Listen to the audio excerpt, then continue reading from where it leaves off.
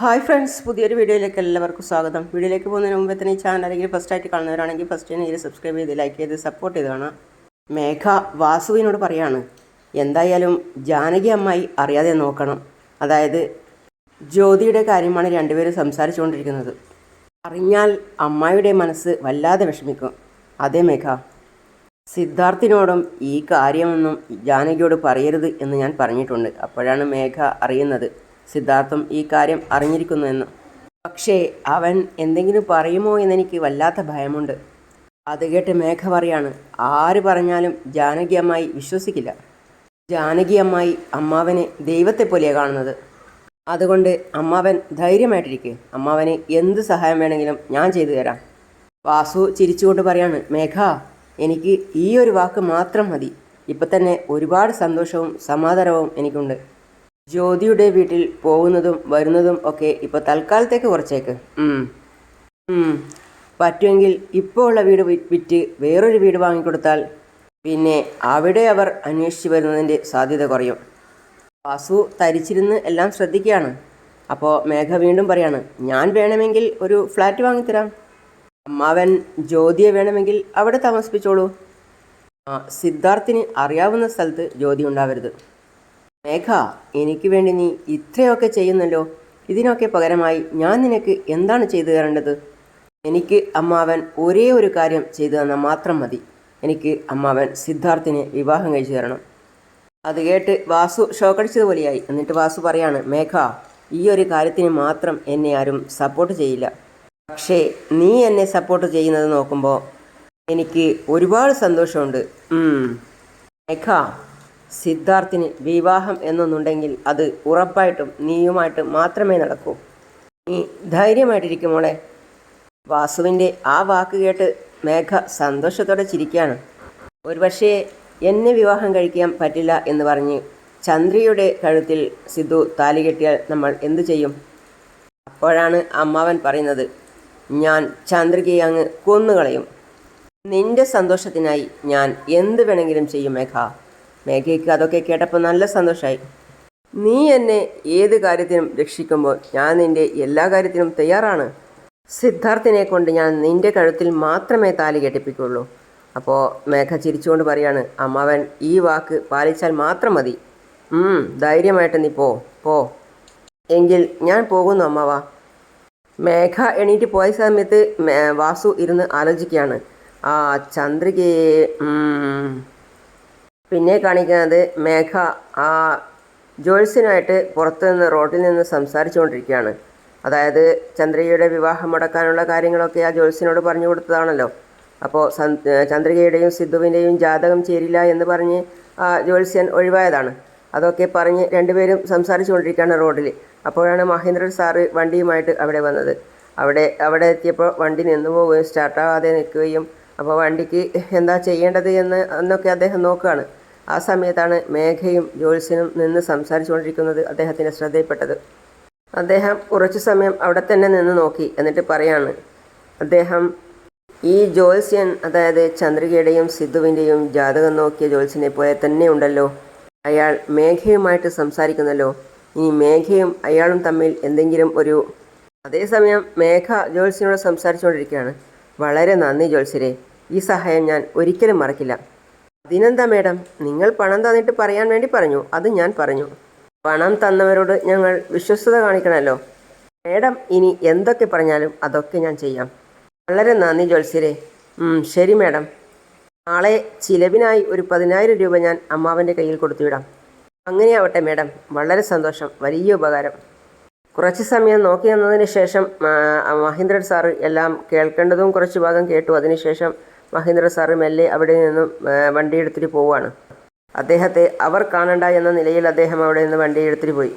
പിന്നെ കാണിക്കുന്നത് ജ്യോതിയെയാണ്. ജ്യോതി വാസു അങ്ങോട്ട് പോകാത്തത് കൊണ്ട് അങ്ങോട്ടും ഇങ്ങോട്ടും വിഷമത്തോടെ നടക്കുകയാണ്. ജ്യോതിയുടെ അടുത്ത് ജ്യോതിയുടെ സഹോദരൻ വന്നു. എന്നിട്ട് പറയാണ്, ജ്യോതി, ഇന്ന് വാസു ഇങ്ങോട്ട് വരാമെന്ന് പറഞ്ഞോ? ഇല്ല ചേട്ടാ, നാളെ വരുമെന്ന് വിചാരിക്കുന്നു. ആ ചന്ദ്രികയെയും സിദ്ധാർത്ഥിനെയും പേടിച്ചിട്ട് ആ മനുഷ്യന് ഇങ്ങോട്ട് വരാൻ തന്നെ പേടിയാണ്. ഒരാൾ കാരണം പ്രശ്നങ്ങൾ ഉണ്ടാകുന്നു എങ്കിൽ ഒന്നുകിൽ ഒരാൾ ഇല്ലാതാവണം, അല്ലെങ്കിൽ നമ്മൾ പെട്ടെന്ന് തന്നെ പ്രശ്നം ഉണ്ടാക്കുന്നവരെ അവസാനിപ്പിക്കണം. നിന്റെ കാര്യം സംബന്ധിച്ച് പ്രശ്നം അവസാനിപ്പിക്കാൻ പറ്റില്ല. എന്നാൽ പ്രശ്നം ഉണ്ടാക്കുന്നവരെ അവസാനിപ്പിക്കാം. ചേട്ടൻ പറഞ്ഞയച്ച ആ ജോലിക്കാരി പോയ ഉടനെ തന്നെ ജാനകിയുടെ കഥ കഴിക്കും എന്ന് വിചാരിച്ചപ്പോൾ അവർ ഒന്നും ചെയ്യാതെ അവിടെ കഴിയാണ്. ധൃതി പിടിക്കാതെ ജ്യോതി, സമയവും കാലവും ഒക്കെ നോക്കിയേ ചില ആൾക്കാർ കാര്യങ്ങൾ ചെയ്യാൻ പറ്റൂ.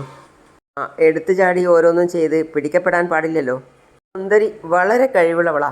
ആർക്കും സംശയം തോന്നാത്ത രീതിയിൽ എല്ലാം അവസാനിപ്പിച്ചിട്ടേ അവൾ വരൂ. നീയൊന്ന് സമാധാനിക്ക്. ചേട്ടൻ പറഞ്ഞതുപോലെ എല്ലാം നടന്നാൽ ജാനകിക്ക് കിട്ടാനുള്ള ഇൻഷുറൻസ് തുക മുഴുവനും വാസുവിൻ്റെ അക്കൗണ്ടിൽ തന്നെ വരും. അതിനുശേഷം മേഘയോട് പറഞ്ഞാൽ എന്നെയും അദ്ദേഹത്തെയും ഒരുമിപ്പിക്കും. വേറെ ആരുടെ സഹായവും നമുക്ക് ആവശ്യമില്ല. ചേട്ടാ, മേഘ നമുക്ക് സപ്പോർട്ടായിരിക്കുന്നത് കൊണ്ട് നമ്മളെ ആർക്കും ഒന്നും ചെയ്യാൻ കഴിയില്ല.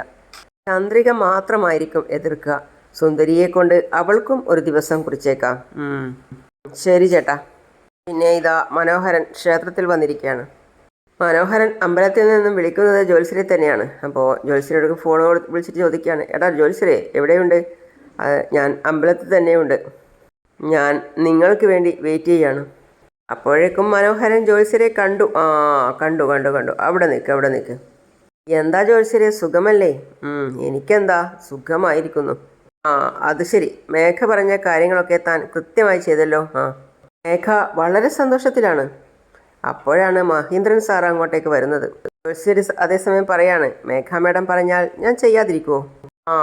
അത് ശരിയാ എന്ന് പറഞ്ഞ് മനോഹരൻ പോക്കറ്റിൽ നിന്നും പൈസ എടുക്കുകയാണ്. അതേസമയം മഹീന്ദ്രൻ സാറ് ഫോൺ വിളിച്ചുകൊണ്ടിരിക്കുന്നതിൻ്റെ ഇടയിൽ ആ കാര്യം ശ്രദ്ധിക്കുകയും ചെയ്യുന്നുണ്ട്. മഹീന്ദ്രൻ സാറ് പറയാണ്, ഞാൻ ഇപ്പം തിരിച്ചു വിളിക്കാം.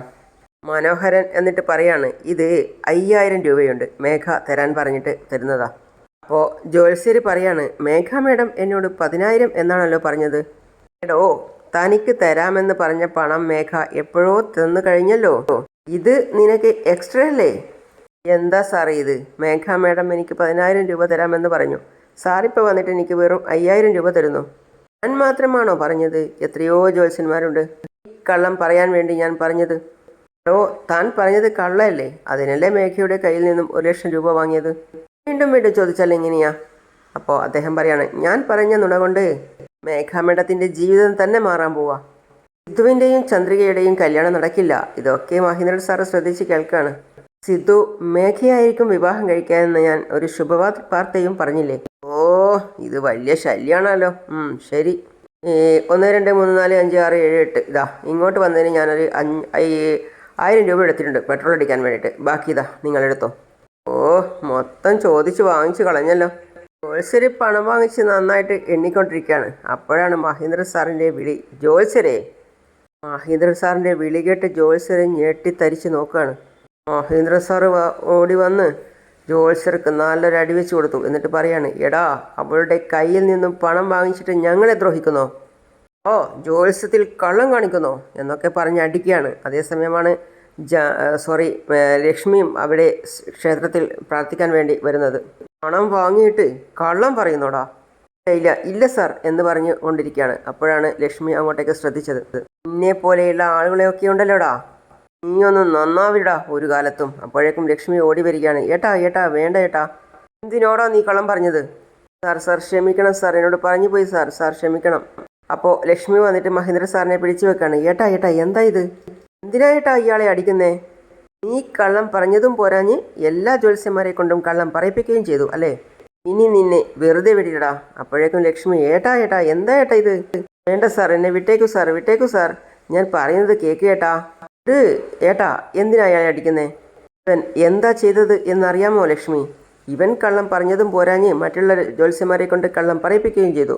ചന്ദ്രികയുടെയും സിദ്ധുവിൻ്റെയും ജാതകം കാണിച്ചപ്പോൾ എല്ലാ ജ്യോത്സ്യന്മാരും ചേരില്ല എന്ന് പറഞ്ഞില്ലേ? മലർ മരിച്ചു പോകും എന്നും പറഞ്ഞില്ലേ? അതൊക്കെ ഇവൻ പറഞ്ഞ കള്ളമാ. ലക്ഷ്മി മുഖത്ത് വിരൽ വെച്ചുപോയി. ഇവൻ കള്ളം പറഞ്ഞതും പോരാഞ്ഞ് മറ്റുള്ള എല്ലാ ജ്യോത്സ്യന്മാരെ കൊണ്ടും നുണ പറയിപ്പിക്കുകയും ചെയ്തു. അതിൻ്റെ കാരണം ആരാണെന്നറിയാമോ? മേഘയാണ് പണം കൊടുത്ത് ഇതൊക്കെ പറയിപ്പിച്ചത്. സാർ, അറിയാതെ പറഞ്ഞു പോയതാ സാർ. അപ്പോൾ ലക്ഷ്മി, എന്താ ജ്യോത്സ്യരെ ഇത്? നിങ്ങൾ പറഞ്ഞത് വിശ്വസിച്ചല്ലേ ഞങ്ങളുടെ മക്കളെ ജീവിതം ഞങ്ങൾ വിശ്വസിക്കുന്നത്? എന്നിട്ട് നിങ്ങൾ ഇതൊക്കെ ചെയ്യാമോ? ഇതൊക്കെ ന്യായമാണോ? ഇവനോടാണോ ന്യായത്തെക്കുറിച്ച് സംസാരിക്കുന്നത്? ഇവനെയൊക്കെ പിടിച്ച് പോലീസിൽ ഏൽപ്പിക്കണം. അതാണ് വേണ്ടത്. എനിക്കൊരു കുടുംബമുണ്ട് മേഡം. പണത്തിൻ്റെ അത്യാവശ്യം കൊണ്ട് ചെയ്തു പോയതാ. ഇനി ഒരിക്കലും ഞാൻ ഇങ്ങനെ ആവർത്തിക്കില്ല. എന്നോട് ക്ഷമിക്കണം സാർ, എന്നോട് ക്ഷമിക്കണം. ഏയ് എഴുന്നേൽക്കടാ. എന്നോട് ക്ഷമിക്കണം മേഡം, എന്നോട് ക്ഷമിക്കണം. അപ്പോൾ ലക്ഷ്മി പറയാണ്, ഏട്ടാ ഞാൻ പറയുന്നത് കേൾക്ക്. അയാളെ വിട്ടേക്ക്, അയാൾ പോട്ടെ. ഇവനെ ഒന്നും വെറുതെ വിടാൻ പാടില്ല ലക്ഷ്മി. പറഞ്ഞ കള്ളത്തിന് ശരിയായ ശിക്ഷ തന്നെ കൊടുക്കണം. എന്നാലേ ഇവനെ പോലെയുള്ള ആളുകൾ ഇനിയെങ്കിലും തെറ്റ് ചെയ്യാതിരിക്കൂ. ഏട്ടാ, ഇയാളെ ശിക്ഷിച്ചിട്ട് എന്താ പ്രയോജനം? ഇയാളെ കൊണ്ട് നുണ പറയിപ്പിച്ചത് മേഘയല്ലേ? അവളെയാണ് നമ്മൾ ശിക്ഷിക്കേണ്ടത്. മഹേന്ദ്ര സാർ പറയാണ്, ഏയ് നിന്നെ ഇനി ഒരിക്കൽ കൂടി ഈ നാട്ടിൽ കണ്ടാൽ ഉറപ്പായും ഞാൻ നിന്നെ പോലീസിൽ ഹാൻഡ് ഓവർ ചെയ്യും. ഇല്ല സാർ, ഒരിക്കലും ഞാൻ ഉണ്ടാവില്ല ഈ നാട്ടിൽ. ഞാൻ എങ്ങോട്ടെങ്കിലും പോയിക്കോളാം. എന്നെ വിട്ടേക്കു സാറേ, ഞാൻ ഇനി ഒരിക്കലും ഈ നാട്ടിലേക്ക് വരില്ല. ഇവനൊക്കെ ഒരു മനുഷ്യനാണോ? ഏട്ടാ പോട്ടെ, സാരമില്ല. ഏട്ടാ, ഏട്ടനിങ്ങ് വന്നേ എന്ന് പറഞ്ഞ് ലക്ഷ്മി കൂട്ടിക്കൊണ്ട് പോവാണ്. അതേസമയം മേഘ അവളുടെ വീട്ടിൻ്റെ സ്റ്റെപ്പിലും സ്റ്റെയർ കേസിലും ഒക്കെ മെഴുകുതിരി കത്തിച്ചു വെക്കുന്ന തിരക്കിലാണ്. മുത്തശ്ശി അവിടെ വന്നിട്ട് പറയാണ്, ആഹാ മേഘ, മുത്തശ്ശി നന്നായിട്ടുണ്ട്. മനോഹരനും മേഘയുടെ കൂടെ തന്നെ ചേർന്ന് മെഴുകുതിരിയൊക്കെ കത്തിച്ചു വെക്കുകയാണ്. അപ്പോൾ മുത്തശ്ശി പറയാണ്, മേഘ, നിന്നെ ഇങ്ങനെ കാണുമ്പോൾ എൻ്റെ മനസ്സിന് എത്ര സന്തോഷം ഉണ്ടെന്നറിയോ? ഞാൻ വിചാരിച്ചതുപോലെ ഈ വീടും മഹേന്ദ്രൻ്റെ എല്ലാ സ്വത്തുക്കളും നിന്റെ സ്വന്തമായി. അത് കേട്ട് മനോഹരനും സന്തോഷത്തോടെ ചിരിക്കുകയാണ്. എൻ്റെ മകൾക്ക് കിട്ടാത്ത ജീവിതം നിനക്ക് കിട്ടണമെന്ന് ഞാൻ എന്നും ഭഗവാനോട് പ്രാർത്ഥിക്കാറുണ്ട്. അതെല്ലാം ഭഗവാൻ സാധിച്ചും തന്നു. ഭഗവാൻ ഇനി എൻ്റെ ഒരേ ഒരു ആഗ്രഹം കൂടി സാധിച്ചു തന്നാൽ മതി. അത് നീ ആഗ്രഹിച്ചതുപോലെ നിന്നെ സിദ്ധാർത്ഥ് വിവാഹം കഴിക്കുന്നതാ. അതും കൂടി ഒന്ന് നടന്നാൽ ഞാൻ സന്തോഷത്തോടെ സമാധാനത്തോടെ കണ്ണടക്കും. ഉറപ്പായും മുത്തശ്ശിയുടെ പ്രാർത്ഥന ഭഗവാൻ സാധിപ്പിച്ചു തരുമല്ലോ അല്ലേ? ഉറപ്പായും സാധിച്ചു തരും മേഘ. അപ്പോൾ മനോഹരൻ, ചേച്ചിയുടെ പ്രാർത്ഥനയൊക്കെ അവിടെ നിൽക്കട്ടെ. അവിടെ എന്താ നടക്കുന്നത് നോക്കിയേ. എന്താ അവിടെ സിദ്ധുവും ചന്ദ്രികയും തിരികത്തിച്ചു വെക്കുന്ന തിരക്കിലാണ്. അപ്പോഴാണ് സിദ്ധു ചന്ദ്രികയെ തന്നെ നോക്കിക്കൊണ്ടാണ് ചെയ്യുന്നത്. സിദ്ധുവിൻ്റെ കയ്യിൽ തീ തട്ടുകയും ചെയ്യും. ചന്ദ്രിക കൈപിടിച്ചിട്ട് ചോദിക്കുകയാണ്, സാർ എന്ത് പറ്റി? ചന്ദ്രികെ, എൻ്റെ കൈയൊന്ന് പൊള്ളി. ചന്ദ്രികെ നോക്കി ചെയ്യണ്ടേ ഇതൊക്കെ? അതെ, നിന്നെ നോക്കിക്കൊണ്ട് തന്നെ ഞാൻ വിളക്ക് കത്തിച്ചത്. അതാ പൊള്ളിയത്. ആ കാഴ്ച മേഘ അത്ഭുതത്തോടെ നോക്കുകയാണ്, കൂടെ വിഷമവും. ഇല്ലേ ചേച്ചി, സിദ്ധാർത്ഥിനെ മേഘയെ കൊണ്ട് വിവാഹം കഴിപ്പിക്കണമെന്ന് ചേച്ചി ആഗ്രഹിക്കുന്നു. എന്നാൽ അവിടെ ചന്ദ്രികയോടൊപ്പം വിളക്ക് കത്തിക്കുക അവൻ. മുത്തശ്ശി, ഈ സിദ്ധാർത്ഥിന് തലയ്ക്കകത്ത് വല്ലതും ഉണ്ടോന്നാ എൻ്റെ സംശയം. എന്തിനാ ഇങ്ങനെ ചന്ദ്രികയുടെ പുറകേ നടക്കുന്നവൻ? മേഘയെ വെച്ച് നോക്കുമ്പോൾ അവളെന്താ വലിയ ബുദ്ധിമതിയും സുന്ദരിയും ആണോ? അതോ മേഘയേക്കാൾ അധികം സ്വത്തുക്കളൊക്കെ സ്വന്തമായിട്ട് ഉള്ളവളോ? ഒന്നും ഇല്ലെങ്കിലും ആ മണ്ടൻ ചെറുക്കൻ അവളുടെ പിറകെ നടക്കുക. മനോഹരൻ, അവന് വെറും ഭ്രാന്ത. ചന്ദ്രികയെയും മഹേന്ദ്രനെയും ലക്ഷ്മിയെയും എല്ലാത്തിനെയും ഇവിടെ നിന്ന് ഓടിച്ചാൽ അത് കഴിഞ്ഞാൽ ഈ സിദ്ധാർത്ഥ് എന്തു ചെയ്യും? വാസുദേവനും ജാനകിയും നമുക്ക് സപ്പോർട്ടുള്ളപ്പോൾ മേഘയെ അല്ലാതെ അവന് മറ്റാരെയെങ്കിലും വിവാഹം കഴിക്കാൻ പറ്റുമോ?